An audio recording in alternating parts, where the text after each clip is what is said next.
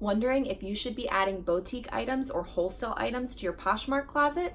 I've got 5 tips today on how I've added boutique items and wholesale items to my product mix on Poshmark and beyond. Stay tuned. What's up, mamas? I'm Rebecca. You're watching the Reseller Mom Show. Thanks for joining me today for more Reseller Mom content to get more done, make more money, and stay sane while raising kids and reselling online. Be sure to subscribe for more. A couple notes to share with you before I get into the tips. So I love the idea of multiple quantity listings. I love the idea of doing work once and then letting an item sell and sell and sell. And with thrifting and doing reselling the way most people do, which is buying thrifted items and selling them one by one, basically, it's labor intensive, and we all know what goes into it, steaming your items and buying them and taking the tags off and measuring and all of that stuff.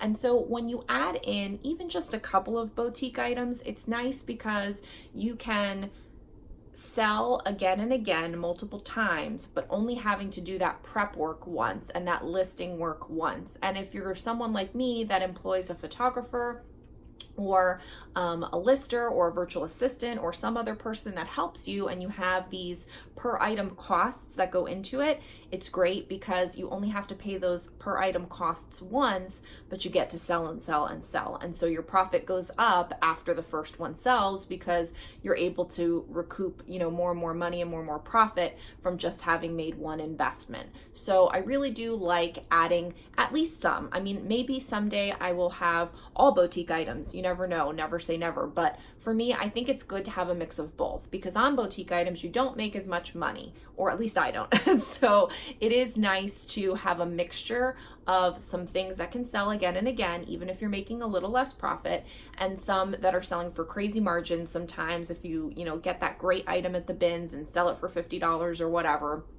And so they can kind of balance each other out. So I have a mix. I'm definitely more heavily thrifted, but I have slowly been adding more and more boutique or wholesale items to my Poshmark closet. Also, I've had some good and bad experiences with adding boutique and wholesale items, and I don't really know what the difference is with the terminology. I've had people ask me on Instagram when I say boutique. I say boutique because Poshmark, you can label them as boutique when an item has not been sold before. So when you're buying something from a wholesaler or a manufacturer and it's being sold to the public for the first time, not I bought an item new with tags from a store on clearance and now I'm selling it as a new with tags item. You can only sell it as a new with tags item. It's not a boutique item. It's only a boutique item if you go to somebody that's selling you that item for the first time and it's a wholesale. So I say boutique, I say wholesale, it's the same thing in my mind. Maybe there's a real difference, but I don't know what it is. So, it's nice to have these items as part of your mix. I'm going to give you tips on what I've learned having added them over the last, year and a half. I've really started adding them in. And it's not a lot. It's not, it's probably not even 30% of my items, probably like 10 to 20% of my items. But I do think that having them is good. I think trying out in small batches is good. And so we're going to talk about that. But I've had some super winners. I've had some super losers. If you look at my closet, you find a boutique item that's selling for $5. That's probably one of the ones that I've had from the very beginning that I don't know what I was thinking. Like I look back now, I'm like, why did I think that was a good item?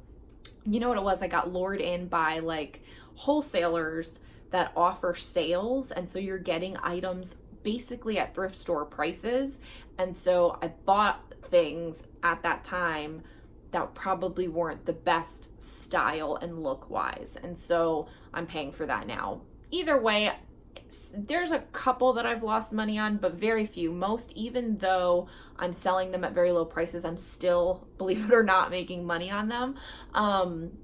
So just, as a word to the wise, be sure and order in small quantities. And we'll talk about the tips in a second, but since I'm mentioning it now, just be sure on the things that you're buying. Don't take a lot of risks on a big order. Take risks on a small order would be my quick little bonus tip.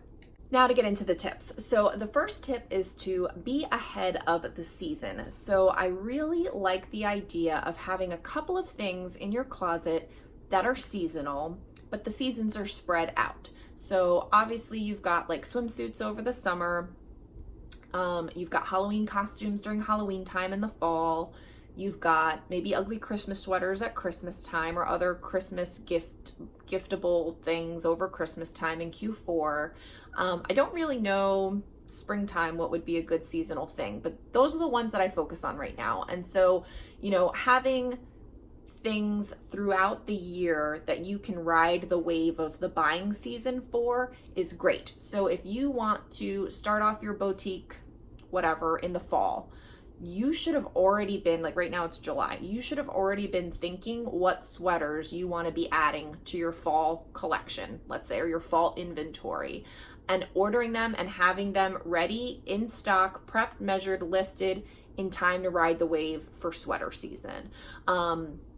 If you're doing something Christmas or Q4 or giftable and you want to add something that's a boutique item with the idea that people are going to buy it as a gift, you need to be working on that now in July so that you have it prepped and ready and up and ready to go like in September. And so, you need to be riding the full wave of the season, and you'll notice it. Like where did I go yesterday? Where did I go and Christmas stuff was out? And I was like, what? Like, what? Oh, Goodwill. I went to Goodwill, but I think they were doing that mostly because it was Christmas in July kind of thing. But they had Christmas stuff out, and I was like, wow, that's really ahead of the game because we didn't even hit Halloween yet. But no, they were doing a Christmas in July, which is a little different. But yeah, I mean, just think about what's going on in retail. That's when you need to be doing it. So if retail has Halloween stuff out now in July, you need to have your Halloween stuff out now. And if you were buying, let's say, a boutique item, which you're probably not for Halloween, but let's say you were, you should have been already looking at what suppliers and what you're going to buy and have those orders placed in advance of that. So if you see it in a retail store, you're already too late for that season, in my opinion, as far as ordering boutique items, because you need to, look for suppliers, figure out what you want, place the order, get it in, do your prep, get your things up and listed. And so there's a lot that goes into it, just like regular thrifted items, except you need to be thinking about it coherently ahead of the season. So staying ahead of the season is tip number 1. Let me stop before I keep rambling. Tip number 2 is a big one for me. So I bought a couple $100s worth of boutique items my very first time. And I bought them like a sale. So it was like they were already marked down, and they were clearancing out their wholesale things. And so I bought them super cheap. Like some items were 99 cents. And then I had to get them shipped. They were shipping from China. So the shipping was more than the cost of the item. But it was still a very cheap cost overall, and they cost me like less than $3 landed. But they weren't great things. I just mentioned how some of them were not good buys. Some of them sold well, but most of them did not. That was a bad first run of it. But once that happened, then I placed what I thought was a better order, and it was, and I spent like $800.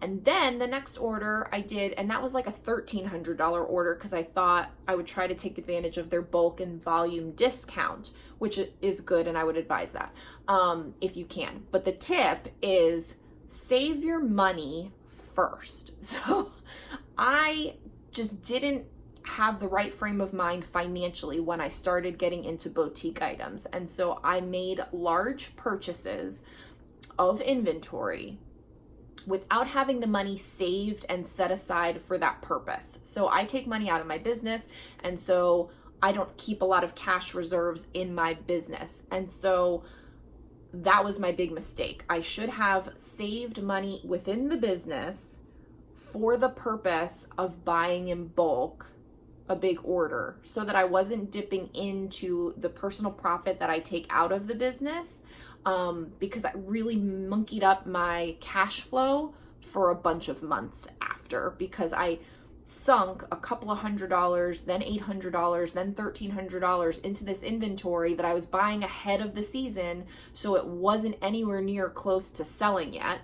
And it wasn't even near close to selling through anytime soon. Meaning if I bought 30 of something, it's going to take time to sell those 30 items, but I just paid my boutique price right now for all 30 of them. And so not having saved up that money ahead of time just really messed up my cash flow for several months. So my biggest tip of caution would be, whatever you want to buy. Let's say you make a budget for yourself of $200, or you make a budget for yourself of $500 or $1,000 or $10,000 or whatever is your deal. Make sure you have that money set aside with the intent of buying those bulk orders first, without any money that you may be taking out of your business yourself, because that really messed me up for a while, and I would totally advise you to do that. That's probably my best tip of all of these, is to just make sure that you have that cash from within your business set aside for this inventory, so that you don't mess with your cash flow for yourself or for other things, paying employees or whatever, going forward, because it's going to really mess everything up, because you're not going to sell those things for a little while if you're buying ahead of the season, and you're not going to sell them through for a while unless you're just an amazing picker and they all just, sell immediately for you. Then disregard this. But for me, all my things now are selling pretty well, but they're selling periodically. They're not selling overnight or anything like that. I don't have that kind of boutique following where I'm going to put something up and it's going to sell out overnight. Maybe someday I will, but right now I'm just fine with, selling 2, 3, 4 boutique items a day of the variety that I offer, and having them just trickle out. If I want to order more, I can. Some things I've restocked, but keep that money, keep that cash flow going well for you by saving up money to make those big purchases. Tip number 3 is don't over order. And I needed this advice before. So the first order I made was, not big. And it was, just a couple of things. I did not over order. I did really good. But then once I got that, I was like, what?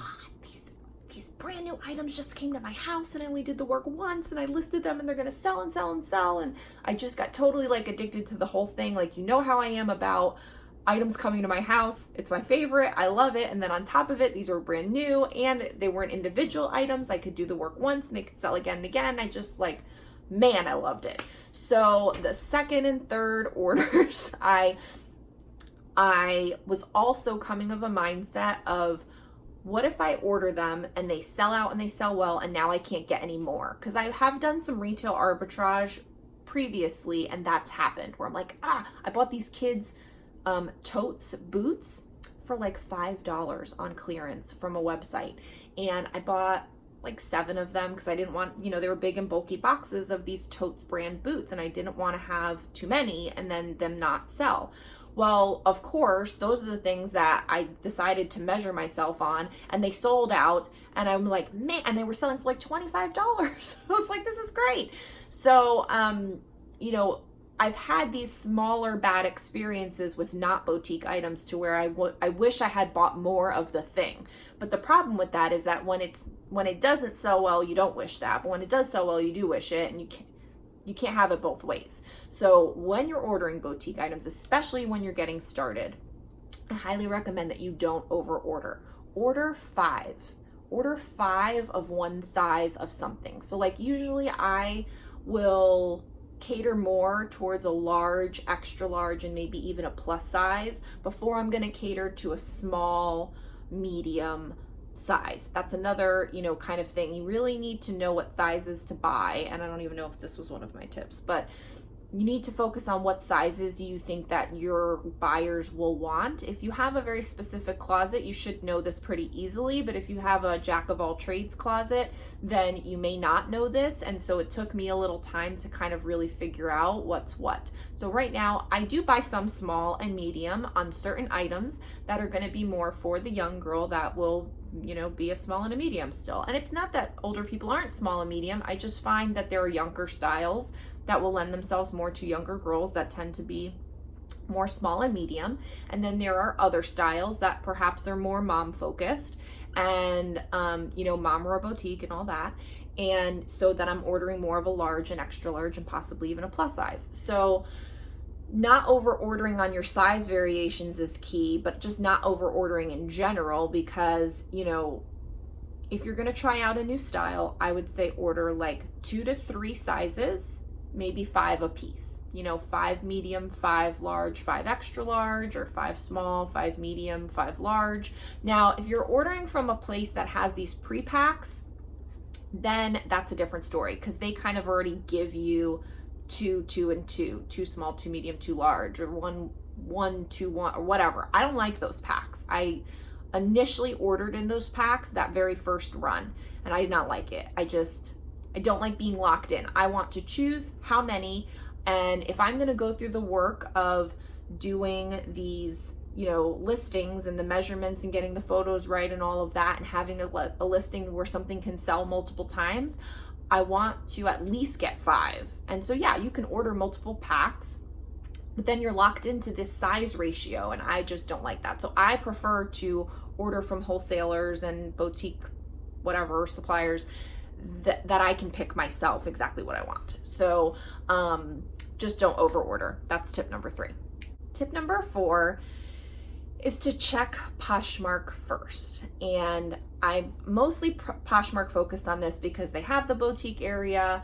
You can order wholesale. This is all the lingo. This is part of it. There's boutiques, whatever. I have sold these same items on eBay. I have sold them on Mercari, and I'll tell you about that later. But I'm primarily focusing on Poshmark in your closet and whatever, because that's just kind of the lingo. That's mostly what I have in mind when I'm thinking these boutique items, is that it's going to be a Poshmark sale. And so checking Poshmark first for the item that you're thinking of ordering is a good idea, because if you find something on a website and you're like, oh, this is perfect, this is going to be my boutique item, and I'm so excited, I'm going to order 20 of these and it's just going to be fantastic, and they're going to sell.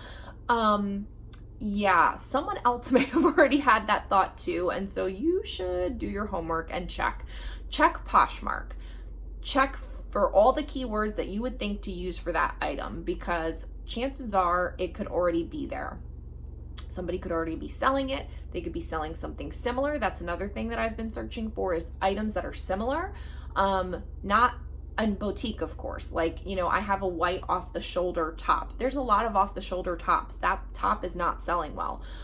There's a black zebra striped one that is not selling well. There are others out there, and I don't know what the heck I was doing. I didn't search, or maybe I did search. Maybe I searched for some that I ordered in that whole batch, but I didn't search them. I don't know what I did, but I wish I had taken my own advice, because there's 2 tops that I thought were going to be like humdinger winners, and they're just not selling because they're out there already. And so either people are selling them cheaper than me, they have a bigger following, they have loyal whatever. There's only a limit, there's only so many people that want a zebra striped off the shoulder top. And it's not like I'm calling it zebra, it's not really zebra, but it's vertical stripes.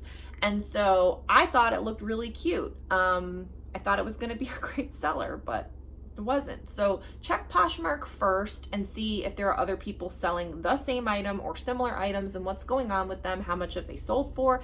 Just because someone else is selling it doesn't mean that you can't, but just see. Maybe they can't even get rid of them. Maybe there's 5 sellers, check. The other thing to do would be to check eBay as well, because someone can be selling them on there super cheap with free shipping, coming directly from possibly like a China source. Like, there's a lot of really cheap stuff on eBay, and when you get into these boutique items, you think, oh, Poshmark, and it's going to be so whatever. But if somebody's searching for it and they happen to find the eBay listing, forget that they're in Poshmark, but if they find the eBay listing, why would they pay $35 for your boutique item when they can get it free shipping from China for $17.99 or whatever they have it up for? So I would check both of them. Even if you're primarily focusing on Poshmark, check both just to see what the market is out there online, because you're not just competing with other Poshmark closets, you're competing with all of online.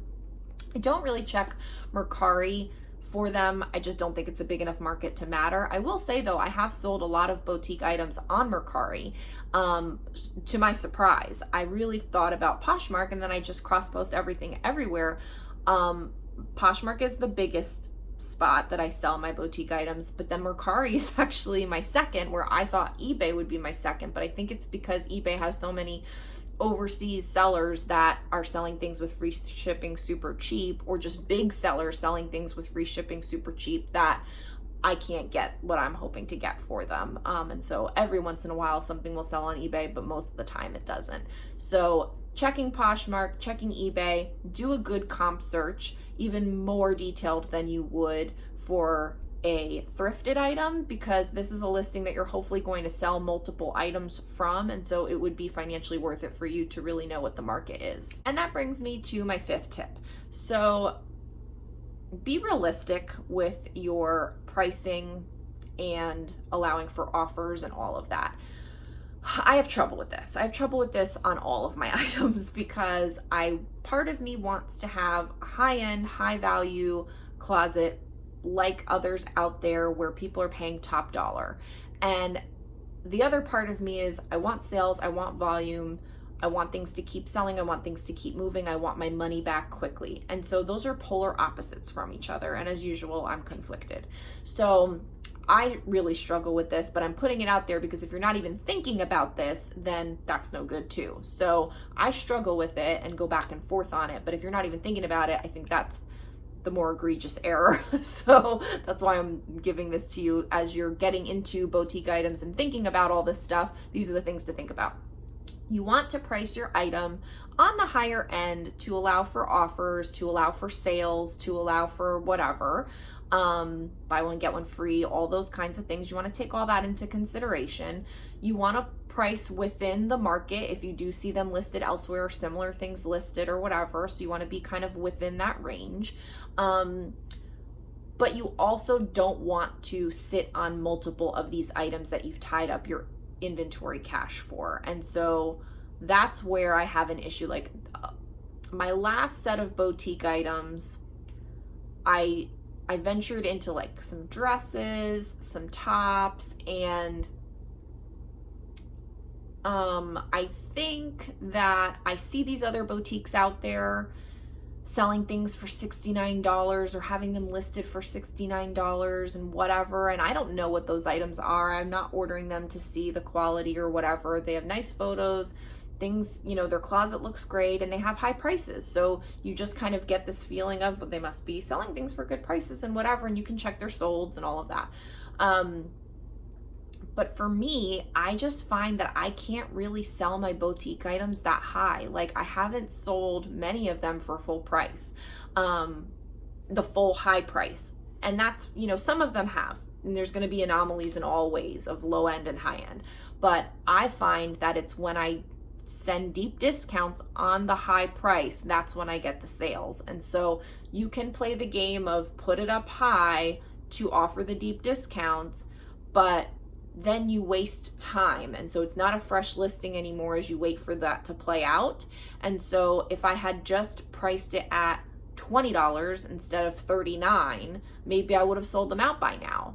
Isn't that what I want? I would still be making tons of money that way. Why am I being greedy? So I go back and forth on this. This is something I struggle with all the time. I don't have an answer for you, but I can just share my struggle and let you know that this is an issue and that it's something that you should think about. And it's something we deal with thrifted items anyway, but more particularly for boutique items because you're tying up more of your money. I mean, in theory, your boutique items are going to cost you more than a thrifted item for the most part. And you're going to order them in bulk, which means that you have multiple of them, which is the whole point. So you've tied up not just one $3, but you've tied up 15 $3, so $45. Or, you know, you didn't just tie up $5, but you tied up $55, you know, and so you're ordering in bulk at a higher amount up front and ahead of the season. And so if you don't price it right, you're going to be sitting on this stuff. And so if you have the stomach for that, then that's good. But sometimes I do not have the stomach for that. And sometimes I get all crazy and I want the sales. I'm like, why isn't this selling? This is not going to work. And I freak out. So, you know, then I start discounting things like, you know, a mad woman. And sometimes that works too. And then sometimes that doesn't even work. So you have to come up with a strategy that works for you. I don't have an answer on this one. I'm not an expert, but I can share with you that it's something you should be thinking about as tip number 5. I have 3 bonus tips for you. I love doing bonus tips. So the first of the 3 bonus tips is don't forget the shipping. So a lot of these sites that you go on will have the prices. You usually have to, you know, log in, create an account, maybe even upload a resale certificate on some of them. Some of them you don't have to. But once you're in there and you can see the prices and you can figure out what your costs are, make sure that you're accounting for the shipping, because if these are coming from overseas, and a lot of the ones that I use do, the shipping is sometimes going to be more than the cost of the item, especially if you're buying on the sale side. So like, I like to look at the sale items. I think if I can get an item for 99 cents that they're trying to get rid of and I can still sell it, and then I pay $2 for shipping for it, it's still a $3 item. That's a great price point, depending on the item, of course. So, that runs the gamut of goodwill. So, I think that's great, but you need to always make sure that you're accounting for the shipping. Don't fall in love with a bunch of items and then find out that the shipping is XYZ amount, and now you're basically sometimes almost doubling your costs, and you're so in love with these items that you spent hours picking out on the website, and now you're going to eat that shipping cost on top of it, even though you maybe really shouldn't. So don't forget about the shipping costs. The second bonus tip is to think about the quality. So I've had a couple of items where the quality was lacking. Overall, though, most of them have actually been really good quality. And I think that this can, run the variety in all sorts of even thrifted items, but if you're somebody that wants to put out a quality item and you want to charge for a quality item and you want to keep increasing your quality and kind of build something for yourself, you should order a small amount, check the quality, and then see how it goes, price accordingly. You can't have and figure out all your numbers in your head that you're going to buy something for, I don't know, $8 or $10 and then sell it for $69, but then when you get it, it doesn't warrant a $69 price tag based on the quality. So you need to think about that and make sure that you're pricing fair for the quality. And think about items where the quality not doesn't matter, but certain items, the quality is going to matter more than others. And I don't really know how to explain that. Just kind of like, you could kind of know it when you see it. Like, is this going to look like a cheap item on? Is this going to hold up well? And so those are decisions you need to make for yourself. The third one is that you don't have to buy from the wholesale portal on Poshmark. And, I'm sure there are a lot of people that do, and that's okay. I don't. I haven't. Doesn't mean I won't, but I haven't. I've spent a lot of time looking at it, especially in the beginning, and I've heard bad things.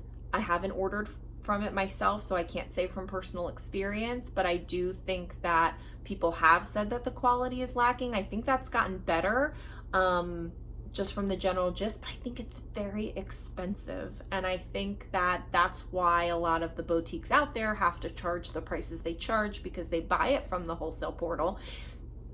And I just don't think that it's necessary. I think it's easy. So it's easy to go on the wholesale portal and order up all what you want. And you can do that. And if that works for you and you can sell it at a good profit margin, then do it. Whatever is easier and gets you the money is fine. For me, I chose to spend more time researching online to find other more and different places to order from. I did not want to order from the same place that everybody orders from. If you can help it. I mean, it's hard, but if you can help it. I wanted to order from places that allowed me to pick my quantities better and my sizes better. And I felt like the wholesale portal was kind of limited with these, packs that they do where it's a certain amount of specific sizes. And then I wanted to get things cheaper. And so, for me, those were the deciding factors in going outside of the portal. Again, it doesn't mean I won't ever. I just actually looked at it the other day for a couple of things just to kind of see if anything had caught my eye, and I was willing to gamble on some stuff, but I felt the same way that I felt for a while, is that it's just very expensive and I just don't see the value there. So, don't feel that you have to order from the wholesale portal. If that's how you want to get started, feel free. Order one pack from somebody and see how it goes. A lot of them actually have starter packs. I don't know how those do, but I've seen them. So that might be an idea. But if I were you, my biggest and best advice would be to not commit yourself to anything. Just spend some time researching and make yourself a list of websites that you can go back to and check again and again and see what their sales cycles are, see what kind of items they have, see if there's any social media buzz about them, see if you see those items on Poshmark already. Just do your homework and do a lot of research and familiarize yourself, because just like you're doing with thrifted items, you're watching haul videos, you're watching what's sold videos, you're researching keywords, you're doing all of these things to hone your craft on thrifted items. You can't just expect to just jump into and spend way more money and you know, buy way more items of things that you don't know anything about. So spend the time and research and dip your toe in the water. Don't jump in full speed ahead. That's my problem. And so I really had to kind of measure the actions that I take so that I'm making smarter business decisions and not getting myself in all sorts of trouble. So that is my last bonus tip. These are all of my thoughts on boutique items. You know, I'm not an expert at it. I don't have a complete boutique, you know, only. I still primarily sell thrifted items, but I do love the idea of boutique wholesale items. I think I've had some great winners that have made me tons and tons of profit, you know, that have really worked out well. And then there's some that haven't. And it's the same with thrifted items. So as long as you can figure out a way to balance all of that and to measure what you're doing and to really make good decisions, I think adding boutique items to your store is a great way as a reseller mom to make more profit with doing less or one set of work. So I would highly encourage you to give it some thought, give it a try, and see what happens. Thanks so much for watching. Please like this video. Please subscribe for more reseller mom content and leave me a comment below and let me know what kind of wholesale items or boutique items you have in your closet, what places you've ordered them from, what other thoughts and tips you might want to share with the reseller mom community that checks these comments. And for me, I'd love to know your feedback and your thoughts. So thanks so much, and I will see you in the next video. Bye.